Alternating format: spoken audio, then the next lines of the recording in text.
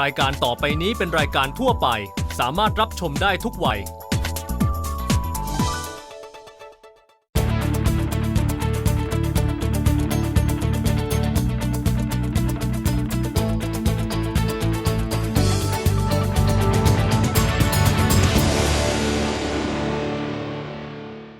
สนับสนุนโดยแลกเงินด้วยบัตรเครดิตกสิกรไทยเที่ยวก่อนจ่ายทีหลังไม่มีค่าธรรมเนียมผ่อนชำระได้จากธนาคารกสิกรไทย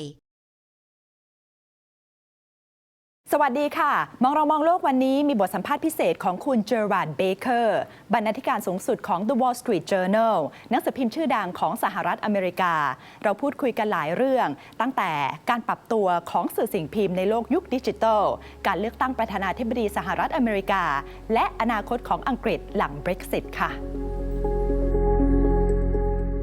เจอราร์ด เบเกอร์เป็นชาวอังกฤษจบการศึกษาด้านปรัชญาการเมืองและเศรษฐศาสตร์จากมหาวิทยาลัยออกซฟอร์ดหลังจบการศึกษาเบเกอร์ได้ทำงานในองค์กรสื่อระดับโลกมาโดยตลอดเช่น BBC Financial Times และ Times of London ในปี 2009 เขาดำรงตำแหน่งรองบรรณาธิการสูงสุดของ The Wall Street Journal จนกระทั่งในปี 2013 เขารับตำแหน่งเป็นบรรณาธิการสูงสุดของ The Wall Street Journal และดำรงตำแหน่งนี้มาถึงปัจจุบัน The Wall Street Journal เป็นหนังสือพิมพ์รายวันด้านธุรกิจซึ่งมีสำนักงานใหญ่อยู่ที่นิวยอร์กสหรัฐอเมริกา The Wall Street Journal ตีพิมพ์ครั้งแรกในปี 1889 มีอายุยาวนานถึง 127 ปี แม้ว่าในช่วง 10 กว่าปีที่ผ่านมากระแสดิจิทัลเติบโตขึ้นอย่างรวดเร็วสื่อสิ่งพิมพ์หลายสำนักต้องล้มหายตายจากไปแต่ The Wall Street Journal ยังคงสามารถรับมือการเปลี่ยนแปลงนี้ได้ปัจจุบัน The Wall Street Journal เป็นหนังสือพิมพ์ที่มียอดจำหน่ายมากที่สุดในอเมริกามีผู้สมัครสมาชิกราว 2,500,000 คนโดยที่กว่าล้านคนเป็นสมาชิกสำหรับหนังสือพิมพ์และอีกล้านกว่าคนเป็นสมาชิกสำหรับการอ่านออนไลน์ Is print a dying business? No, it's not dying. It faces many challenges. People obviously have other ways in which they can read newspapers and read news and interact with news, which they do digitally. And we're very committed to improving our digital news. We have a large number of digital subscribers of any news organization actually in the United States. But print still has a role. There's still a lot of people who want to read print, people who still favor it, and even people who perhaps spend a lot of time with digital news products, reading and looking at news online or on their mobile phone.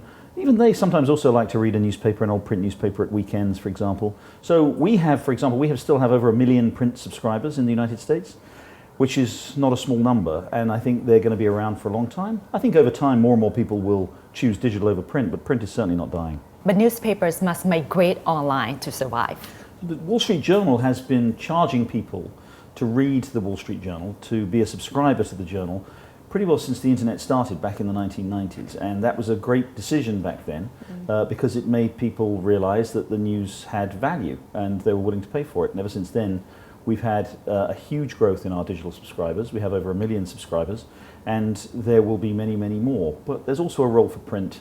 People pay for a print edition and many of them pay for digital too. Who are these readers of the Wall Street Journal who actually are willing to pay when they can just get news from any free websites? There are people who realize that the Wall Street Journal has news that is of genuine value. It's exclusive. We have a reputation for trustworthiness, for being reliable, for being accurate, objective, fair. A lot of news that's available out in the world is none of those things. It's not very trustworthy. Sometimes it's based on rumor.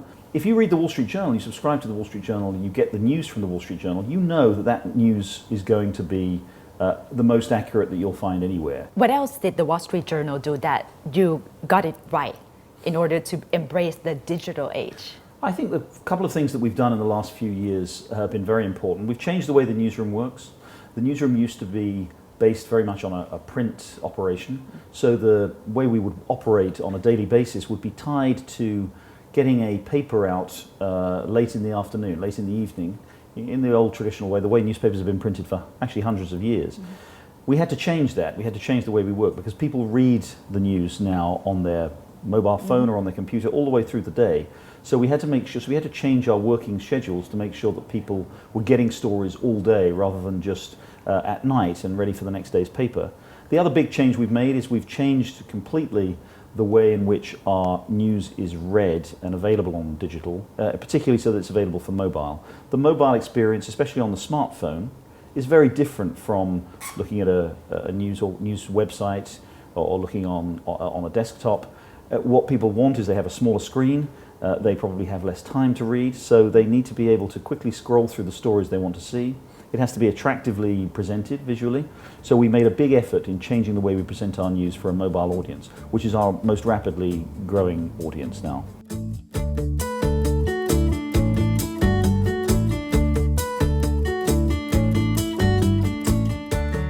Do you also do research about what readers want to read from the Wall Street Journal? Yes, we do. I mean, one of the great things about the digital revolution is that it gives us enormous amounts of data. So we know the millions of people who read the Wall Street Journal every day. We know what they're reading.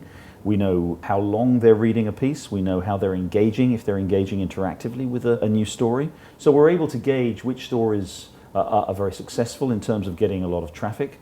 We're also able to gauge, because we charge people to subscribe to the Wall Street Journal, we're able to gauge which stories are the most effective in converting readers into subscribers. In other words, they go to a website, they go to our page, they read a story, and then they decide to subscribe. Now that doesn't determine the way we go about creating news. We still do the news that matters. We make the decisions. I make the decision as editor-in-chief as to what stories really matter, are likely to matter for our readers. But it gives us valuable information to know the kinds of stories that are actually people want to read, that are most likely to make them become subscribers. But does that compromise the editorial judgment? People might want to read one thing, but the news editors might say, but this is the news story. It's a good question, and we do deal with that challenge a lot. In the end, the editorial judgment wins all the time. If we decide that a story matters, we may be doing, for example, a big investigation, which will be very important, maybe an investigation into something a company has done, or into something that maybe some official has done, which exposes information. It's very important journalism, exposes information, exposes perhaps wrongdoing. Now that may not necessarily generate a lot of traffic, because it may not be as well read as a story about the presidential election, or a story about the kind of things you see on the internet all the time, a story about cats falling out of trees and things like that. But it's important news, it's important information, and in the end, that judgment matters. มีรายงานว่ารายได้ของ The Wall Street Journal เพิ่มขึ้น 5% ในช่วงครึ่งปีแรกของปีนี้ โดยมาจากการคิดค่าสมาชิกที่แพงขึ้น และจำนวนสมาชิกที่สมัครอ่านออนไลน์มากขึ้น ในขณะที่รายได้จากการลงโฆษณาลดลง Is still the mainstream of revenue advertising? It's very close these days. Advertising has traditionally been the main source of revenue for most newspapers, including for ours. But in the last 5 years, we've seen a dramatic growth in circulation revenue. We've increased circulation, and we've actually increased a little bit the amount we charge subscribers.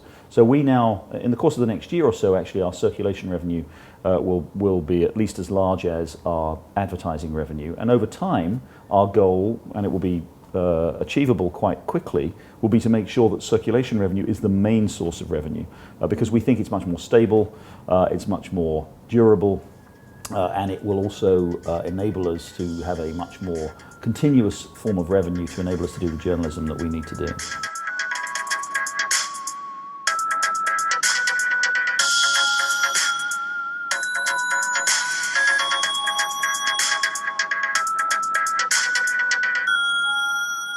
How do you tell your journalists to adapt to this new age?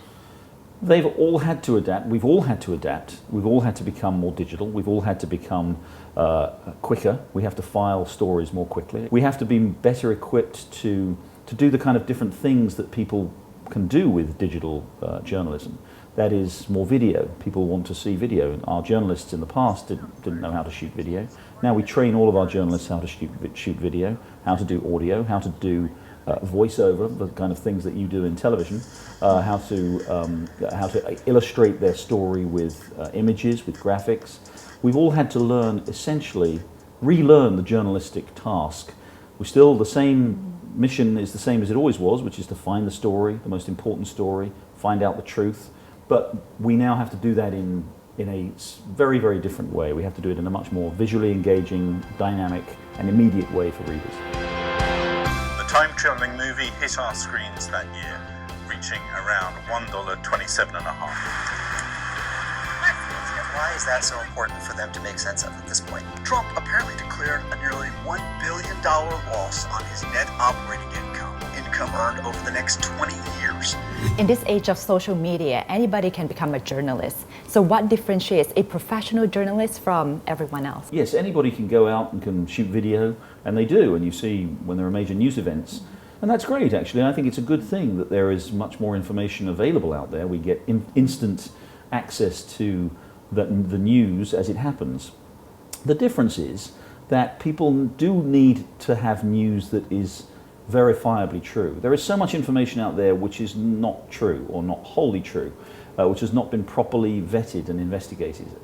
If I just walk out into the street and I see something going on, I take a picture of it or I write what I see without speaking to the people involved, but a reporter, to find out what really goes on, needs to find out what happened, what led to the dispute. Maybe one person's in the right, one person's in the wrong. That's what a reporter does. That's what a good reporter does. Now, again, you don't have to be a professional, quote-unquote, journalist to do that. But what I think people need, what I think people do want, is reassurance that from news organizations that they are doing news that is trustworthy, that is reliable. And so we have, in a sense, brands. And our brand, the brand of the Wall Street Journal, people know that for 127 years now, the Wall Street Journal has been producing news that is properly reported, properly investigated, properly vetted and edited. And if you read it in the Wall Street Journal, you can pretty well guarantee that it's going to be true. You can say that of almost no other news organization in the United States or perhaps even in the world. So, of course, anybody can go out and find and give their impression of what's going on. We actually are able to reassure people because of our reputation that when we report something, it's accurate.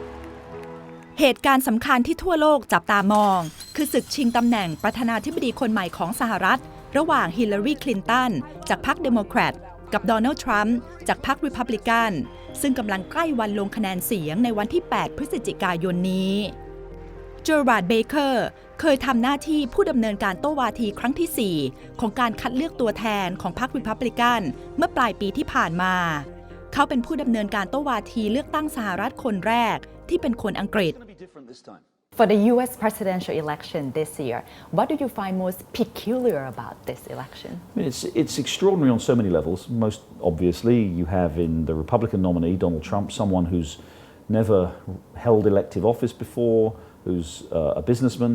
It's the first time someone has been a nominee of a major party who's not either been a politician or a military figure. It's a businessman who's never even been in politics before. So that's unusual. But I think perhaps the most unusual thing, the most striking thing, is that the two candidates are quite widely disliked. We've never seen the approval ratings for both candidates be so negative as they are. Both candidates are running at negative approval ratings of around 60%. So people don't trust Hillary Clinton. She has a long track record in politics, has been around for 25 years. And over that time, she's done many things. Some of them people like. But what a lot of people are concerned about with her is that she has a reputation sometimes for not being trustworthy. With Donald Trump is an outsider. He says sometimes some pretty extraordinary and inflammatory things, and people worry that maybe he doesn't have the temperament or the character to be president. So it's most unusual. You have two candidates that have very, very significant negative opinions of them held by the public. With someone like Donald Trump popping up onto the national U.S. Stage in the election, what does it reflect on U.S. society? It reflects a great dissatisfaction with the leadership, the political leadership of the country. America has had a pretty tough couple of decades, actually, since the turn of the century. The economy has not been that strong. The average American's income has not really grown.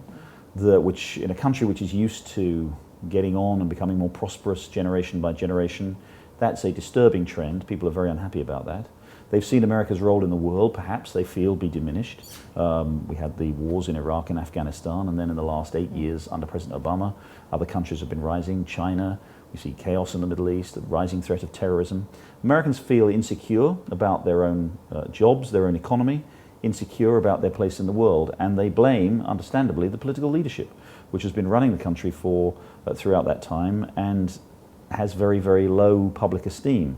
So they're looking for an outsider. They're looking for someone to come in who's never had any connection to that political world, who has no record in public office, but who has a record in business, who perhaps will make things different. So they are looking for change, and Donald Trump certainly represents a really significant change. Who do you think would win, Donald Trump or Hillary Clinton? Right now, it is really too close to call. And what's going to determine the outcome is what happens in the course of the next 7 weeks or so. We're going to have 3 presidential debates. People are going to get there's going to be huge audiences for those. People are going to get a chance to see the presidential candidates up close in that way. They'll get a chance to consider some more economic news. They'll look more closely at the candidates themselves. Right now, it's absolutely on a knife edge. It's a 50-50 race, and I couldn't tell you who's going to win. This is a grandpa versus grandma election. Do you think age should be a deep concern for this election? It is interesting that America, which is, again, likes to think of itself as a young, dynamic country, that, very much aimed at the future. We've had young presidents relatively recently. Of course, we had Ronald Reagan, who was 69 years old when he took office in the 80s, but since Clinton was in his 40s, Obama was in his 40s, George W. Bush was in his 50s. You're right, these are 2 senior citizens who are running for office. And I don't know, I think partly that's one of the reasons why some people are turned off. I think young people in particular who have tended to vote Democratic in large numbers for Barack Obama in the last 2 elections. A lot of them are very unhappy with Hillary Clinton, and partly I think it is because they think maybe she's too old. Although it's worth remembering that many of them voted for Bernie Sanders in the Democratic primary, who's actually even older than Hillary Clinton. So I think it says something perhaps about the lack of willingness of perhaps some younger people who are perhaps more dynamic, to submit themselves to the presidential process. But I don't think it's a huge issue. I think what matters, and as long as both candidates are fit and healthy, as long as they're strong-minded, I don't think it matters. I think what matters is what they say they're going to do, and of course ultimately what they do, rather than how old they are. What would the world be like with Hillary Clinton as president, and how would the world be different with Donald Trump as president? Well, I think first of all, Hillary Clinton is very much a known quantity. She's been in politics for 25 years. She was Secretary of State for 4 years under President Obama. We kind of know where she's coming from, and she will tend to be a pretty mainstream sort of American politician. I think it's clear, left of center. But for the world, you'll see someone in the sort of, perhaps it'll be a woman, it'll be the first time we've ever had a woman, so that will be different. But somebody who's quite in the traditional mold will work hard to build alliances. You'll see a more traditional approach, I think, to diplomacy into the world. With Donald Trump, I think you probably will see something quite different. You'll see a more assertive position. You'll see someone who's less diplomatic. You'll see someone who will say at least that he's putting American interests first, and he's less interested in working with the rest of the world, I think. He'll be much more assertive in the pursuit of American interests. I do think whoever wins, you are going to see a different kind of American policy. Americans are unhappy with globalization. They're unhappy with trade pacts, trade deals that we've had. Both Hillary Clinton and Donald Trump oppose the TPP, the Trans-Pacific Partnership. So you'll see a different approach, whichever one becomes president, because Americans are unhappy with the way things have gone for the last few years. But I think there will be quite different approaches to allies and to the rest of the world, depending whether it's Hillary Clinton or Donald Trump.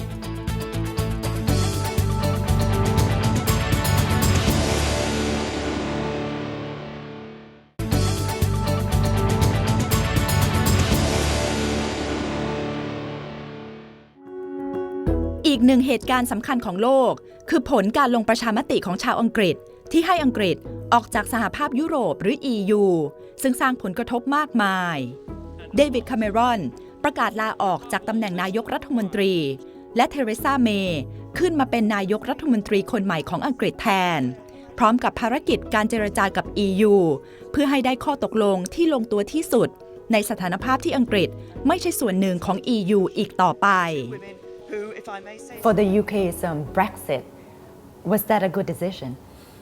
I didn't vote. I've lived out of the country for too long to have a vote, so it's not for me to tell people what was right, what was wrong. I do understand. Do you support it? I do understand absolutely why people voted as they did. What's happened in the European Union over the last 40 years since Britain joined is the European Union has gone from being a group, a coalition of states designed, working with each other to produce greater economic cooperation and improve economic prosperity by working with a free trade area, working together to improve economic cooperation. It's become increasingly a political union, a union in which the nation states, the individual nation states, have much less power and sovereignty than they used to, and in which ultimately the goal is for the European state, the European superstate, to be the primary source of legitimacy. The British people never accepted that. British people think that they're British first. They don't want to give up too much sovereignty. They want the economic prosperity, obviously, that you get from working with other countries. They didn't ever vote for a European single court, which will be the determinant Supreme Court of the European Union, including of Britain. They didn't vote for open borders so that anybody who lives anywhere in the European Union can come and live in Britain. They want to reassert their national sovereignty, their national rights, and I think that's why they voted to leave. But the impacts of Brexit on the UK, in the short term and the long term, what do you think will happen? Would it be good in the end? It depends what kind of a relationship Britain is able to have with the European Union. They're obviously negotiating now, or will start the formal process of negotiation very soon. Britain wants to have access to the single European market. All the 28 European Union countries have essentially a free market in goods. There's no tariffs. There are common regulations, and Britain wants access to that for understandable reasons. It's a huge market. It's the largest source of British exports, destination for British exports. It's very important that the UK is to the UK's prosperity that it maintains access to that. It depends on what price the Europeans are going to demand for access to that.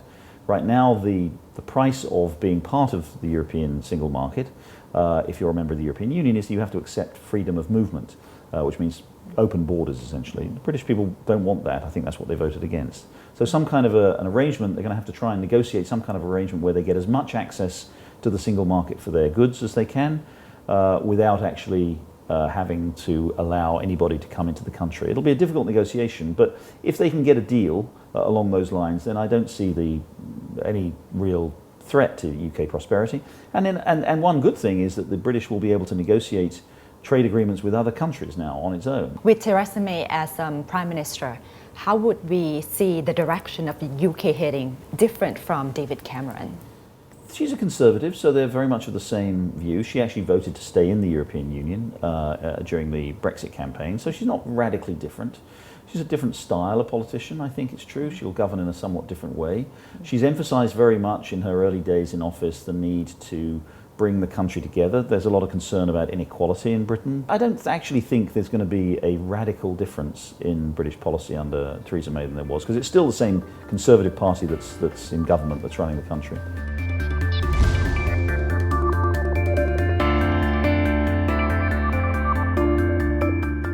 With Theresa May, Angela Merkel, and possibly Hillary Clinton, what would the world be like? I think that's a great thing for women to see women occupy such important positions in the world, and that's good. I have 5 daughters. They will be inspired, I'm sure. They are inspired by seeing women achieve such great things. But in the end, I think what matters is what they do and whether they achieve what they need to achieve. Angela Merkel is facing some real challenges in Germany as a result of her policy to open up Germany essentially to pretty well limitless numbers of immigrants there. Theresa May's got a tough job to do to negotiate a good arrangement for Britain with the European Union. Hillary Clinton's still got to win an election, and then after that, if she does win the election, lead America through what will be a difficult period. So, I think seeing more women in office, and a woman is the chair of the Federal Reserve right now. A woman is the managing director of the International Monetary Fund. Women are occupying increasingly important positions around the world. That has to be a good thing. It's good that women are getting the same access to the positions that men seem to have had for so long. But in the end, what matters much more is what they do and how they execute the office. And that will determine not only how successful they are, but what kind of example they set for women. และเหล่านี้คือมุมมองที่น่าสนใจของคุณเจอราร์ด เบเกอร์ไม่ว่าจะเป็นเรื่องของการเลือกตั้งสหรัฐอนาคตของอังกฤษและการปรับตัวของสื่อสิ่งพิมพ์ซึ่งล้วนแล้วแต่เป็นประเด็นใหญ่ของโลกที่ต้องติดตามกันต่อไปค่ะพบกันใหม่สัปดาห์หน้าวันนี้สวัสดีค่ะ